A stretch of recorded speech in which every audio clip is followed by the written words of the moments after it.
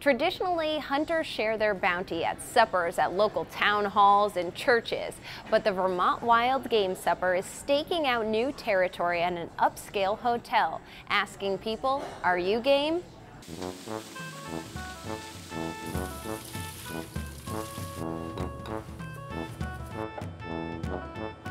It's all about local, sustainable cuisine for Chef Doug Payne of Hotel Vermont. And for the first annual Wild About Vermont dinner, he brought his game to the next level, showcasing the bounty harvested by local hunters and anglers.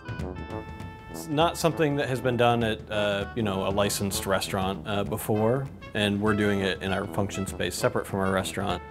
But it's unique. I think it brings a chef's perspective to this type of thing. A game supper is traditionally like a potluck.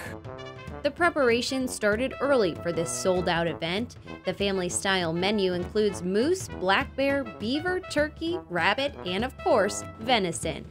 Local hunters and fishermen donated their catches for the meal, along with fish and wildlife wardens who collected the roadkill.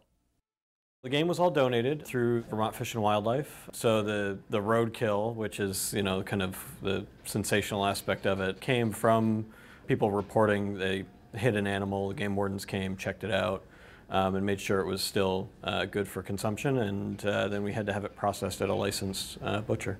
I'm just looking forward to the variety.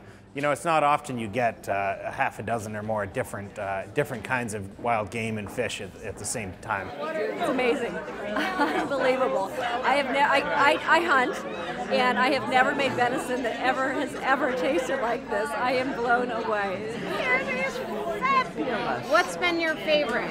Oh, so far the deer. The venison was actually my favorite as well. Well, this is the moose head cheese. You can expect it to be delicious. Okay, let's try it. That's really good. Vermont Fish and Wildlife say that in 2014, 142 deer and 58 moose were killed by collisions with vehicles. If they're salvageable, wardens give the meat away. There's a long-standing tradition in Vermont of the Fish and Wildlife wardens getting animals, often animals that have been hit but aren't dead yet, and donating that meat either to one of these game suppers or to maybe a local family that might need a hand. And so that's a long-standing tradition in Vermont, one we're very proud of and thankful for. And the wardens are experienced at knowing when things can be used and when they can't. For newcomers to wild game, the thought of eating roadkill might be a real challenge to the taste buds. But the venison harvested from these animals is lean, healthy, and local. We made a whole bunch of different things. We made a whole roasted venison leg. We made some moose head cheese, moose sausage. We made a game bird pot pie, which is kind of a traditional type game supper thing. We made little hand pies with the beaver, and some fish chowder, some seared fish, lots of different things. What's been your favorite so far? I think it's sausage.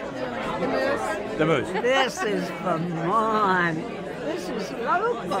Yeah, why did you want to come to this? Because I've long wanted to go to a game dinner. Traditionally, game dinners take place in more rural regions of the state, giving friends, family, and community members the chance to nosh on meat harvested by local hunters. Vermonters know all about the farm-to-table movement, but Chef Doug and other organizers say people often don't realize game is part of the working landscape. At this dinner, hunters and foodies united. They serve really two functions.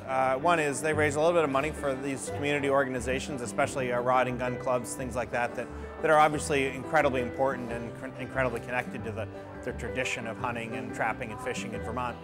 They also give people who might not normally eat game a chance to get a little bit of exposure to it and get familiar with it and understand its importance in the state. You look at this one, this is a great mixture of sort of ordinary people and hunters. And so it's a great way of probably eating some of the take. We really wanted to support wildlife in the state, and so I invited some of my colleagues at work and some friends and decided just to come down as a team. Attendees of this game supper say they got a lot of bang for their buck. The proceeds from the $75 tickets benefited the Fish and Wildlife Department's conservation camps and Lake Champlain International programs, and no one left hungry.